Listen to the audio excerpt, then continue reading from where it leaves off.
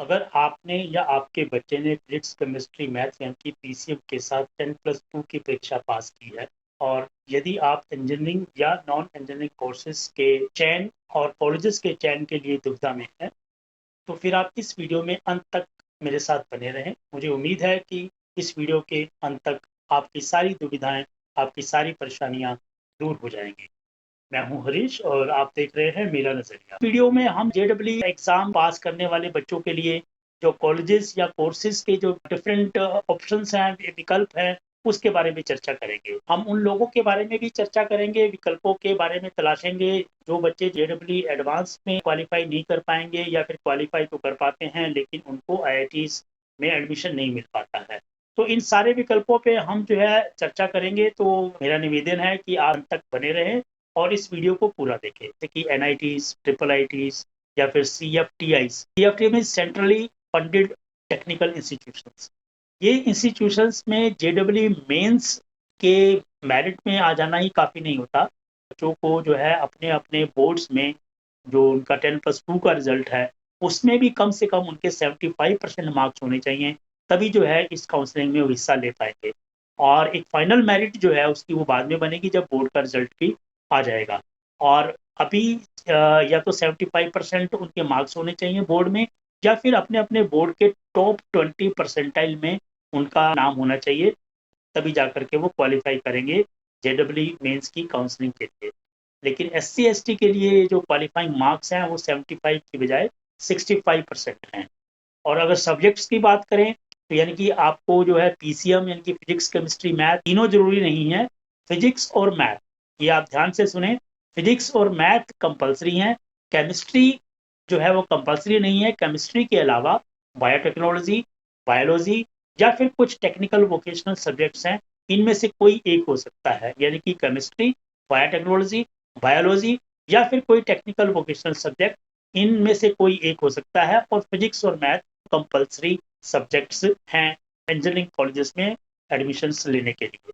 अगर हम different colleges में सीट्स की बात करें तो ऑल ओवर इंडिया जो है 30 यानी कि 30 NITs है, जिसमें 23,954 सीट्स हैं सभी स्ट्रीम्स, सभी ब्रांचेस को मिला करके।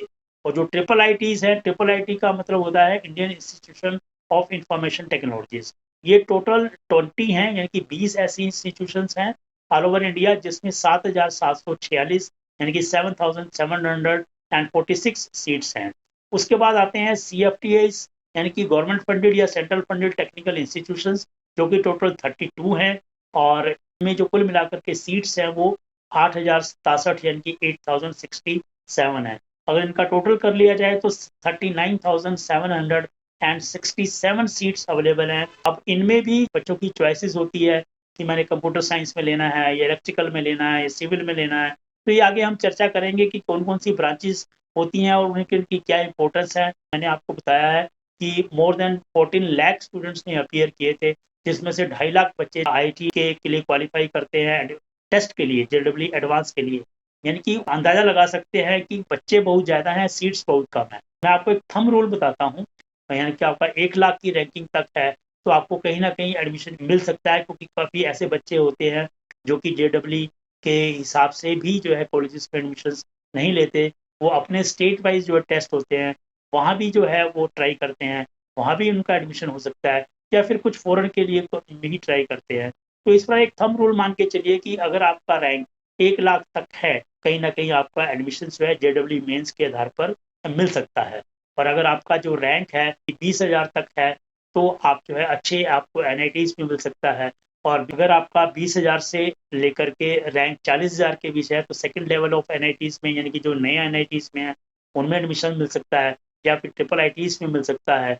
और अगर उसके ऊपर अगर आपका रैंक है तो फिर आपको जो है GFTIs वगैरह में या और भी ज़्यादा नए NITs में है, वहाँ पे आपको तलाशना पड़ेगा। वहाँ पे आपको काउंसलिंग, पेरेंट्स या फिर स्टूडेंट्स के मन में जो एक बड़े सवाल होते हैं इससे रिलेटेड, वो सवाल कुछ इस तरीके से होते हैं कि भाई कौन सा कॉलेज अच्छा है, या कौन सा कोर्स अच्छा है, या इंजीनियरिंग अगर मुझे नहीं मिलता है तो मैं और कौन सा अल्टरनेट कोर्स ले सकता हूँ, क्या मुझे भारत में पढ़ना चाहिए या मैं बाहर भी देख सकता हूँ। कि इसी के बेसिस पे ऐसे कॉलेज में मेरे को एडमिशन मिलता है जिसकी फीस बहुत ज़्यादा है, तो मैं फीस का अरेंजमेंट कैसे करूँगा, मेरे पेरेंट्स जो है वो अफोर्ड नहीं कर पाते हैं, तो मैं क्या करूँगा?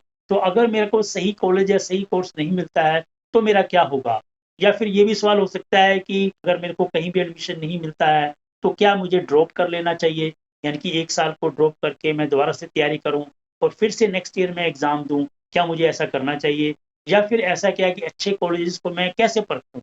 यानी कि कौन-सा कॉलेज अच्छा है, कौन-सा कम अच्छा है, कौन-सा ज़्यादा अच्छा है, तो मैं उसको कैसे परखूँगा? ऐसी कौन-सी ब्रांच है, जो कि मेरे को अच्छा करियर बनाने के लिए जो फ्यूचर में मेरा सहायक होगी? कौन-सी ऐसी ब्रांचेज़ हैं, स्ट्रीम्स हैं, जिसमें कि गवर्नमेंट में जॉब्स मिल सकती है? तो इसके अलावा एक और बात होती है कि जेईई मेंस के अलावा और भी क्या कोई ऐसे ऑप्शंस हैं या एग्ज़ाम्स हैं या कॉलेजेस हैं जहाँ पर मैं जेईई मेंस मान लीजिए क्वालीफाई नहीं किया है या कोई और मैं एग्ज़ाम दिया होता है या दे दूँ, तो मेरे को इंजीनियरिंग में एक अच्छे कॉलेज में एडमिशन मिल जाए। एक-एक करके कुछ प्रश्नों को लेते हैं। सबसे पहले तो यही लेते हैं कि जेईई मेंस के अलावा कुछ ऐसे टॉप कम से कम 10 ऐसे और एग्ज़ाम्स हैं, जिसके अंदर अच्छे कॉलेजेस माने जाते हैं और अच्छे लेवल के कॉलेजेस हैं, जिसमें कि आप लोग जेईई मेंस में नहीं है, तो उसको भी दे करके आप जो है क्वालीफाई करके और उस कॉलेजेस में एडमिशन ले सकते हैं। उसमें से जैसे एक आपका बिटसेट है, बिट्स पिलानी का नाम आपने सुना होगा। जो बिट्स पिलानी है, वो अपना एक अलग से एग्ज़ाम करवाता है, उसको बोलते हैं बिटसेट। और बिटसेट में जो है बिट्स पिलानी हो गया या फिर उनका एक गोवा में भी कॉलेज है, एक हैदराबाद में भी है और एक शायद फॉरेन में भी है। तो इन कॉलेजेस में एडमिशन्स के लिए उनका अपना अलग एग्ज़ाम होता है। बिट की अपनी एक रेपुटेशन है और अगर वो एग्ज़ाम दे करके आपको वहाँ पे एडमिशन मिलता है, तो भी अच्छा मतलब कि आपका करियर बन सकता है। हाँ, ये ज़रूर है कि बिट्स वालों की फ़ीस जो है वो काफ़ी ज़्यादा है, लगभग जो पूरे कोर्स की 25 से 30 लाख रुपए फ़ीस जाती है। इसके अलावा एसआरएम का आपने नाम सुना होगा। एसआरएम का अपना एक ग्रुप है, उनके 4-5 कॉलेजेस हैं, उनको भी अपना एक अलग एग्ज़ाम करवाते हैं जो कि एसआरएम जेईई बोलते हैं और वो अपने जो है हालाँकि ये प्राइवेट इंस्टीट्यूशंस हैं, लेकिन अभी आगे मैं आपको लेवल्स बताऊँगा तो वो भी अगर आप ट्राई कर सकते हैं, इनमें भी प्लेसमेंट रिकॉर्ड इनका अच्छा रहता है। उसके अलावा है फिर तीसरा वीआईटी ट्रिपल ई यानी कि वेलोर इंस्टीट्यूट ऑफ टेक्नोलॉजी एक साउथ में एक प्राइवेट ग्रुप है और उनका भी एक अच्छा रेपुटेशन है प्राइवेट कॉलेजेस में। और अगर ये वाला एग्जाम आपने दिया है, इसके कॉलेजेस में भी वीआईटी का मेन कैंपस है वेलोर में और बाकी और भी कैंपसेस हैं इनके जो साउथ में है मेनली, तो वो भी आप ट्राई कर सकते हैं। इसके अलावा गुजरात के कुछ एक कॉलेजेस हैं, वो उनका अपना टेस्ट होता है जिसको कि GUJCET बोलते हैं, तो उन कॉलेजेस में भी आप ट्राई कर सकते हैं। ऐसे ही एक UGEE है जो कि under graduate level engineering entrance exam होता है। Entrance examination triple IT Hyderabad के द्वारा कंडक्ट होता है और इसके तहत जो है triple IT Hyderabad dual degree provide करती है, यानी कि बीटेक की डिग्री और फॉलोड बाय जी एमटेक डिग्री। वेस्ट बंगाल का एक अपना एग्जाम होता है जिसमें कि जादवपुर यूनिवर्सिटी और भी कुछ कॉलेजेस हैं। ये जो कॉलेजेस हैं इसमें वेस्ट बंगाल वाले, इसमें फीस काफ़ी कम होती है, तो हालांकि उनके प्लेसमेंट रिकॉर्ड और कॉलेज का अच्छा रेपुटेशन रैंकिंग भी अच्छी है, तो अगर इसमें भी आप ट्राई कर सकते हैं। इसके अलावा महाराष्ट्र के जो कॉलेजेस हैं जिसमें कि पुणे भी एक कॉलेज है, जैसे पुणे कॉलेज ऑफ इंजीनियरिंग, तो उसमें भी एक अलग एग्जाम होता है जिसको कि MHTCET बोलते हैं, तो वहाँ पर भी आप ट्राई कर सकते हैं। और इसके अलावा एक बेंगलोर के जो कॉलेजेस हैं जिसका जो अलग से वो एग्जाम कंडक्ट करते हैं जिसको कि COMDK बोलते हैं उस टेस्ट को, अगर वो भी अगर आपने दिया हुआ है तो उसके बेसिस पर भी आप ट्राई कर सकते हैं कि जो बेंगलोर के साउथ के कॉलेजेस हैं उसके लिए। इसके अलावा जो है एक MET होता है एग्ज़ाम और एक होता है IIT IS आईसर करके IISER करके कुछ इंस्टीट्यूशंस हैं जो कि रिसर्च लेवल की इंस्टीट्यूशंस हैं, उसमें एक मोहाली में भी है और बाकी कुल मिलाकर के 5-6 ऐसे आईसर के इंस्टीट्यूशंस हैं। तो ये कुल 10 ऐसे बड़े एग्जाम्स हैं जो कि इंजीनियरिंग में एडमिशन्स के लिए जेईई मेंस के अलावा काफ़ी यूजफुल हैं। इनके अंदर जो कॉलेजेस हैं वो भी रेपुटेड कॉलेजेस हैं जिनके प्लेसमेंट और इंफ्रास्ट्रक्चर भी काफ़ी अच्छा है। मैं ये एडवाइस करूँगा कि आप इन सभी की जो है साइट्स पे जा करके, मींस के थ्रू एडमिशन नहीं होता है तो आप इसमें भी ट्राई कर सकते हैं। इसके अलावा जो सेकंड क्वेश्चन आता है वो हमने लिस्ट आउट किया था कि ब्रांच कौन सी होनी चाहिए। तो ब्रांच की अगर मैं बात करूं तो कुछ ऐसी ब्रांचेज हैं जिनको कोर ब्रांचेस बोला जाता है, जैसे कि electrical engineering, mechanical engineering, civil engineering और chemical engineering, electronics and communication engineering, computer science engineering, textile engineering, instrumentation, automobile और ये कुछ ऐसी कोर ब्रांचेस हैं जो कि सदाबहार ब्रांचेस हैं। इनकी गवर्नमेंट जॉब में भी इनकी रिक्वायरमेंट रहती है, और प्राइवेट जो इंडस्ट्रीज हैं, अपनी अपनी रिलेटेड इंडस्ट्रीज हैं, उनमें भी इनकी काफ़ी रिक्वायरमेंट रहती है। तो इसके अलावा जो है कुछ एक मिक्स्ड ब्रांचेस होती हैं, जैसे इलेक्ट्रिकल एंड इलेक्ट्रॉनिक्स है, इंफॉर्मेशन टेक्नोलॉजी है। तो ये भी कुछ ब्रांचेस हैं जो कि पॉपुलर हैं और कोर ब्रांचेस हैं। इसके अलावा जो आज की दौर की ब्रांचेस हैं, एक नई टेक्नोलॉजीज पर आधारित ब्रांचेस हैं, जैसे कि आर्टिफिशियल इंटेलिजेंस है, साइबर सिक्योरिटी है, डाटा साइंस है, डाटा माइनिंग है, डाटा इंजीनियरिंग है, रोबोटिक्स है, और कुछ मिक्स्ड भी हैं, जैसे कि आपका robotics with mechanical engineering and robotics with electrical engineering, ऐसे ही artificial intelligence and electronics engineering. तो कुछ ऐसी मिक्स ब्रांचेस आपको मिलेंगी डिफरेंट प्राइवेट कॉलेजेस में। ये मिक्स ब्रांचेस या फिर ये जो नई टेक्नोलॉजीज की ब्रांचेस हैं, इनकी जो डिमांड बहुत ज़्यादा है, आने वाला जो समय है, ऐसा जो एक एनालिसिस जो है एक्सपर्ट्स के द्वारा निकाला गया है कि आने वाले जो है 20 से 25 साल जो हैं, वो जो है एक इन्हीं टेक्नोलॉजीज का रहने वाला है। जैसे आपने देखा होगा पिछले के जो 2 ढाई डिकेड हैं, वो कंप्यूटर साइंस के का ज़्यादा प्रचलन था, लेकिन अब कंप्यूटर साइंस में भी देखें तो जो कोर कंप्यूटर साइंस की जो कोडिंग वाली जो है, उसमें जॉब्स जो हैं वो कम होने लगी हैं, क्योंकि नई टेक्नोलॉजीज आ गई हैं डाटा बेसिस के ऊपर। तो अगर आपका जो आर्टिफिशियल इंटेलिजेंस से रिलेटेड साइबर सिक्योरिटी या फिर मशीन लर्निंग या फिर इंटरनेट ऑफ थिंग्स या डाटा माइनिंग, तो इस तरीके से अगर आप कोई ब्रांच लेते हैं, एक ब्लॉकचेन भी है, तो उस तरह से कोई अगर आप ब्रांच सेलेक्ट करते हैं, तो आपके आने वाले टाइम में कैरियर में अच्छे प्लेसमेंट में अच्छे पैकेज के साथ जो है नौकरी मिलने के चांसेस ज़्यादा हैं। तो मैं इसमें यही कहूँगा कि अगर आप ब्रांच को सिलेक्ट करना है, तो आप देखिए कि कौन सी जो है एडवांस टेक्नोलॉजी की ब्रांच आपको मिल रही है, पहला ऑप्शन आप उसमें रखें। उसके बाद जो है आप कोर ब्रांचेस में देखें। कोर ब्रांचेस में भी जो है आप इलेक्ट्रिकल, मैकेनिकल और सिविल और फिर जो है इंस्ट्रूमेंटेशन और इलेक्ट्रिकल या इलेक्ट्रॉनिक्स, इस तरह की ब्रांचेस को प्रेफर करें। और उसके बाद भी अगर आपको जो है एडवांस टेक्नोलॉजीज की ब्रांच में नहीं मिलता है, तो अगर आपको दूसरी कोर ब्रांचेस में जाते हैं, तो उसमें भी आजकल न्यू एजुकेशन पॉलिसी के तहत ये प्रावधान है कि जो है आपके पास जो ऑप्शनल सब्जेक्ट्स हैं, वो आप एडवांस टेक्नोलॉजी के या फिर इंटर ब्रांचेस के आप चूज कर सकते हैं। तो आप देखिए कि जिस कॉलेज में आप एडमिशन ले रहे हैं, वहाँ की पूरा सिलेबस उसको देखें और ऑप्शनल सब्जेक्ट की लिस्ट देखें। तो मेरी ये एडवाइस रहेगी कि आप कोई भी ब्रांच लें, तो आप जो है एडवांस टेक्नोलॉजी के ऑप्शनल सब्जेक्ट्स में जरूर साथ में लें, क्योंकि कोई भी आपकी ब्रांच है, वो कोर ब्रांचेस के बिना जो एडवांस टेक्नोलॉजीज भी जो है नहीं चलेगी।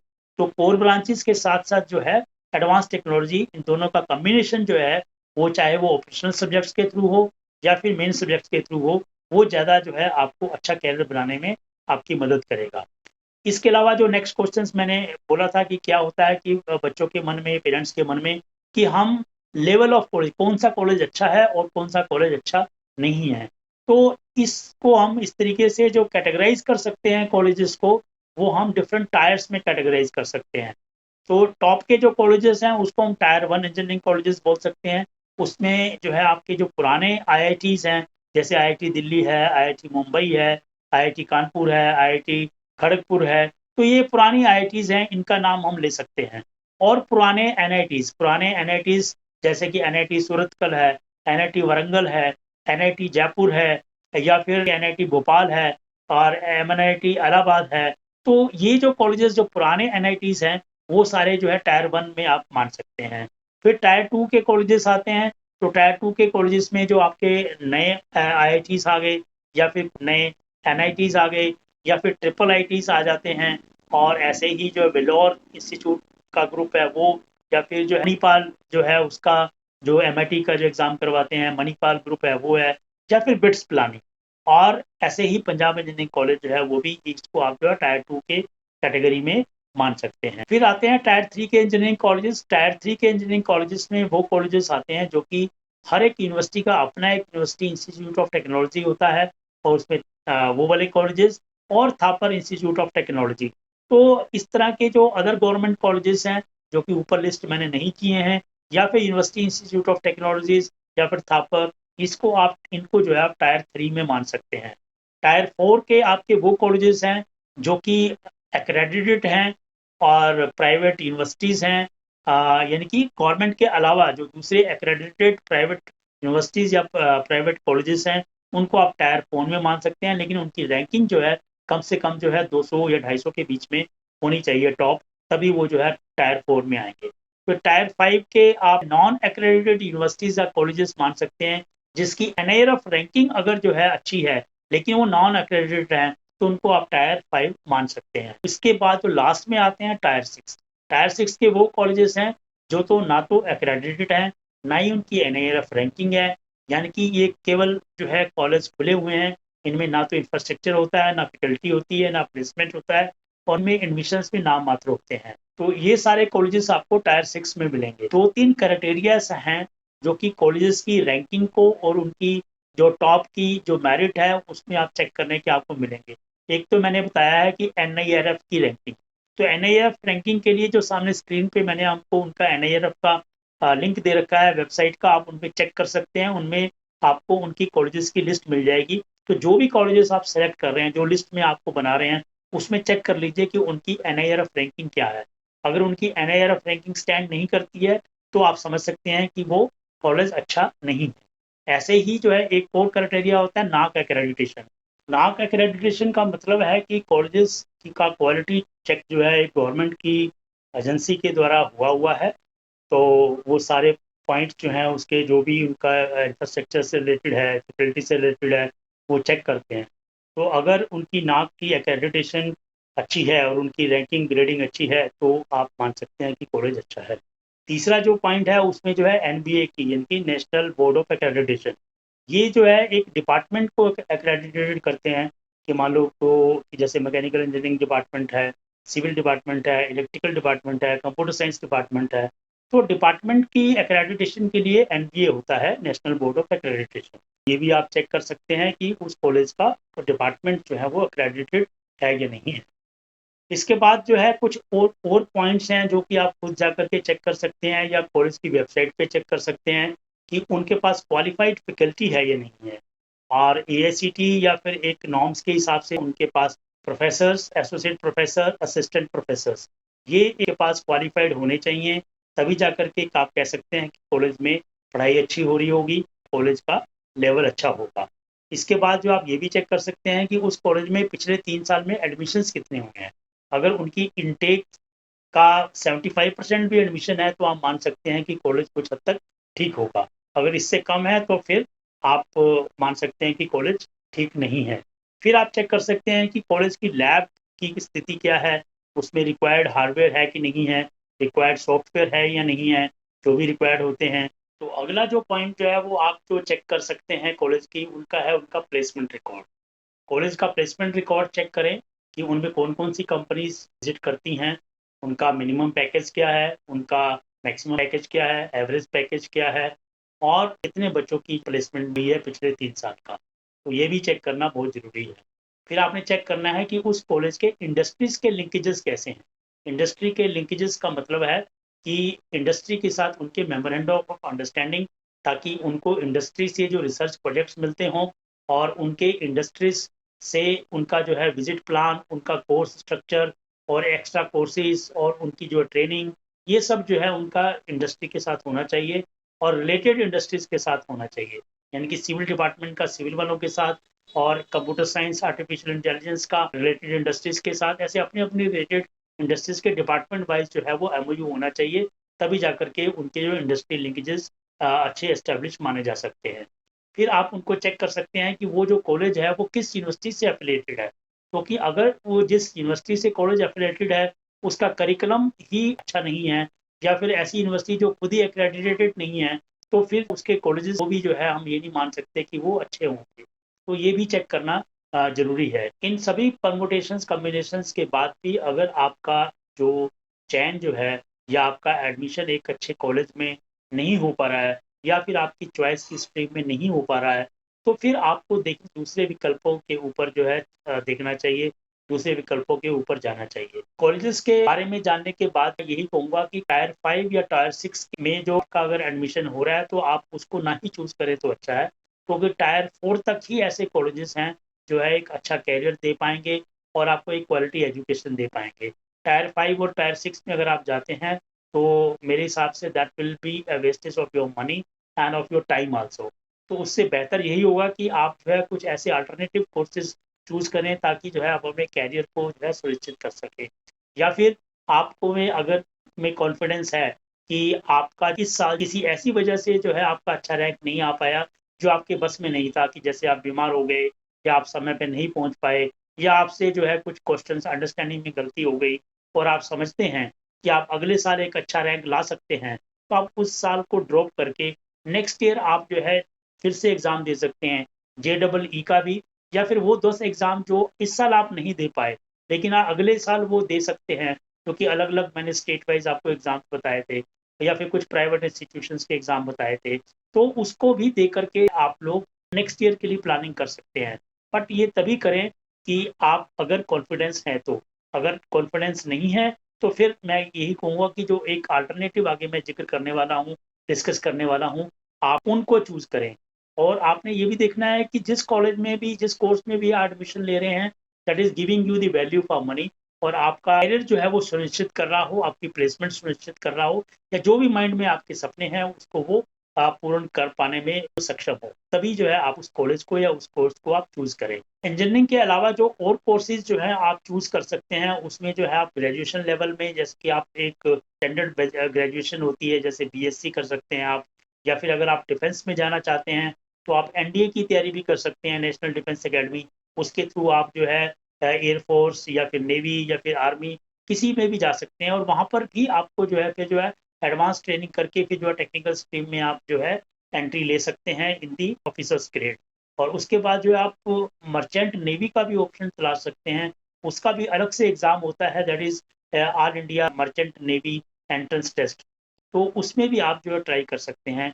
अगर आप प्राइवेट एयरलाइंस में पायलट बनना चाहते हैं तो उसके लिए आपको अलग से कमर्शियल पायलट का लाइसेंस लेना होता है, उसकी ट्रेनिंग लेनी होती है, उसको भी आप एक्सप्लोर कर सकते हैं। आप फार्मेसी लाइन में भी जा सकते हैं, क्योंकि मेडिकल लाइन है और फार्मेसी की लाइन है, that is also an evergreen line, तो उसमें भी ट्राई कर सकते हैं। लेकिन इनमें भी जाएंगे तो आप जो है कॉलेज की चॉइस जो है वो आपने देखनी है कि उसकी रैंकिंग क्या है, क्योंकि रैंकिंग केवल इंजीनियरिंग कॉलेजेस की नहीं, बाकी कॉलेजेस की भी रैंकिंग होती है, चाहे वो NIRF की रैंकिंग हो या एक्रेडिटेशन हो या NPA हो। तो हर एक कॉलेज को अपना अपना ये रैंकिंग करवानी पड़ती है, एक्रेडिटेशन करवाना पड़ता है, और NBA जो है एक्रेडिटेशन करवाना पड़ता है। कोई भी कोर्स चूज करें, कोई भी यूनिवर्सिटी चूज करें, तो आप उसकी रैंकिंग जरूर देखें, है ना, ऑल इंडिया लेवल की रैंकिंग और आपके ऑल वर्ल्ड की रैंकिंग। अगर आप मैनेजमेंट में कैरियर बनाना चाहते हैं तो आप ये भी ट्राई कर सकते हैं कि 10+2 के बाद पहले आप BBA कर लें, और BBA के बाद जो है फिर जो है आप MBA कर सकते हैं, तो ये भी एक ट्राई कर सकते हैं।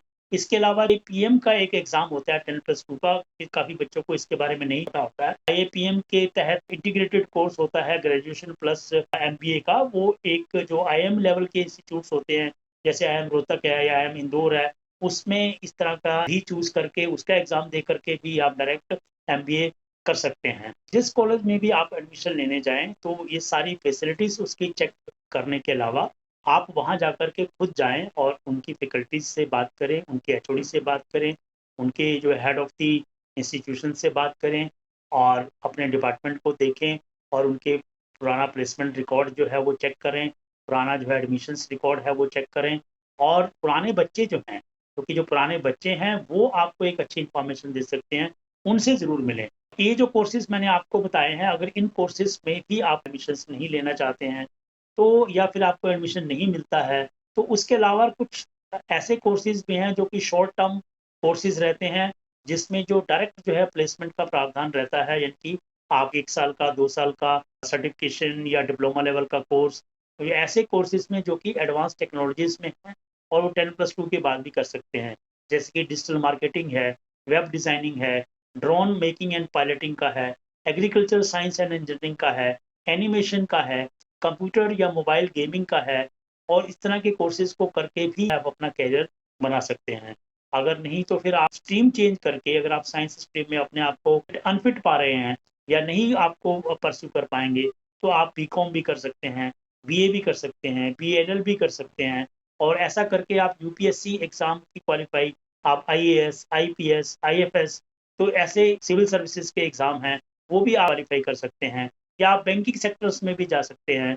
तो इस प्रकार से जो है आपके पास कई ऑप्शंस निकलते हैं, लेकिन आपने देखना है कि आप कहाँ फिट बैठते हैं।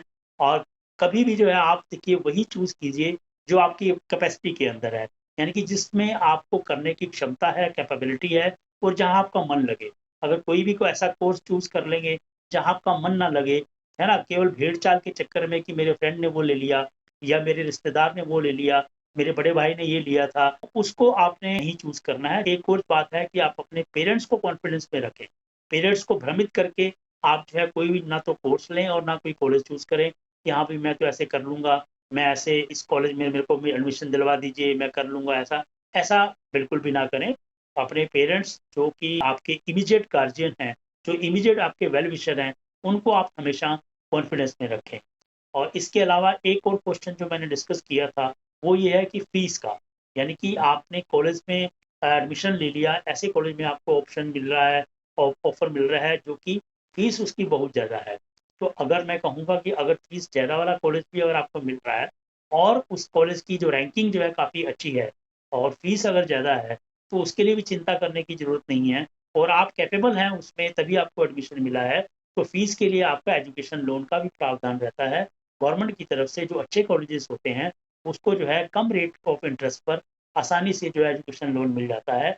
और एजुकेशन लोन जो है कि उसकी देनदारी जो है कोर्स कंप्लीट होने के भी 1 साल बाद से शुरू होती है, तो पहले देना भी नहीं होता, आपके पेरेंट्स के ऊपर भी बर्डन नहीं होता है। तो आप उसको भी चेक कर सकते हैं। इसके अलावा जो SC ST कैटेगरी के बच्चे हैं, OBC कैटेगरी के बच्चे हैं या फिर माइनॉरिटी कम्युनिटीज के बच्चे हैं, उनका जो है social welfare department central government का या स्टेट गवर्नमेंट का उसकी तरफ से स्कॉलरशिप भी प्रदान की जाती है, तो आप उसको भी चेक कर सकते हैं। और ये स्कॉलरशिप जो SC ST कैटेगरी के बच्चे हैं उनके लिए तो पूरी पूरी फीस ही रिफंड हो जाती है गवर्नमेंट की तरफ से। और जो OBC है उनको भी पार्ट पेमेंट की जाती है, और ऐसे माइनॉरिटी कम्युनिटीज के हैं या इकोनॉमिकली वीकर सेक्शन है, तो हर एक के लिए गवर्नमेंट की तरफ से फंड्स की फैसिलिटी दी जाती है, आप उसका भी फायदा उठा सकते हैं। सेंट्रल गवर्नमेंट का या स्टेट गवर्नमेंट का डिपार्टमेंट है, तो पूरी की पूरी जो स्कॉलरशिप है उसका जो है एक NSP का अलग से पोर्टल है, national scholarship portal, that is nsp.gov.in, जिसकी आपको सामने स्क्रीन पर नजर आ रहा है। उसको आप एक्सप्लोर कर सकते हैं कि आपके स्टेट में आपके लिए क्या क्या जो है स्कॉलरशिप के प्रावधान है, कितनी स्कॉलरशिप मिलेगी। और जितने भी हायर एजुकेशन के कोर्सेज हैं सभी के लिए जो है स्कॉलरशिप का प्रावधान होता है, SC ST और OBC और माइनॉरिटी कम्युनिटीज के लिए। हाँ, एक इनकम जरूर है कि जो है 2.5 लाख रुपए तक की उनकी फैमिली की इनकम होनी चाहिए, वही जो है इसमें एलिजिबिलिटी क्राइटेरिया मोटा मोटा होता है। इसकी डिटेल्ड की जानकारी के लिए आपको यह मेरा वीडियो की जानकारी आपको कैसी लगी तो आप कमेंट बॉक्स में ज़रूर लिखें। और आप अगर किसी स्पेसिफिक टॉपिक के ऊपर रिलेटेड, एजुकेशन से रिलेटेड, किसी इंस्टीट्यूट के बारे में, किसी यूनिवर्सिटी के बारे में, किसी कोर्स के बारे में, किसी कैरियर के बारे में अगर आप समझते हैं कि ये आपको एक ऐसा वीडियो चाहिए, जानकारी चाहिए, तो आप मेरे को कमेंट बॉक्स में ज़रूर लिख सकते हैं। धन्यवाद। जय हिंद।